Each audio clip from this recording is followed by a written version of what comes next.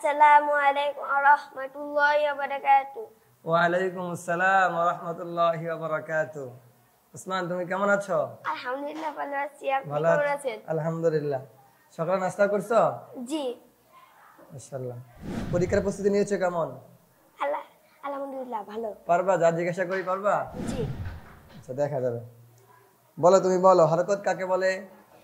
এক জবর, এক জের, এক পেশকে হরকত বলে। হরকতের উচ্চারণ টাটাই করিতে হয়। গুড, মাশাআল্লাহ। তুমি এখানে বানান করে পড়ো দেখি শব্দগুলো। সা জবর সা, মিম জবর মা, সামা, নুন জবর না, সামানা।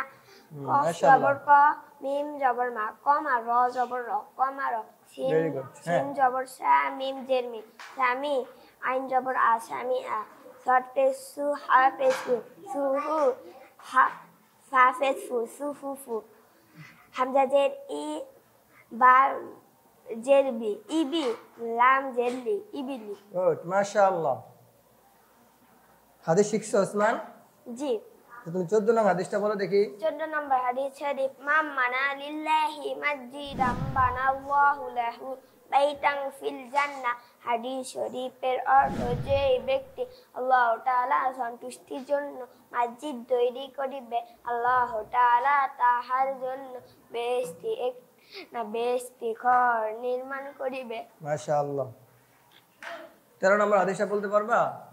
কি? 13 নম্বর হাদিস জি। বলো দেখি। 13 নম্বর হাদিস শরীফ, আহলিস দীনাকা ইয়াকফিকাল আমালুল কলিল।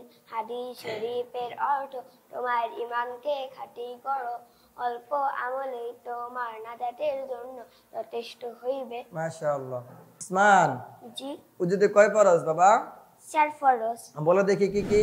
উজুতে 4 ফরজ: সমস্ত মুখ ধোয়া, 2 হাতে কুনি সহ ধোয়া, মাথা মাসে করা, 2 পায়ের টাকনু সহ ধোয়া।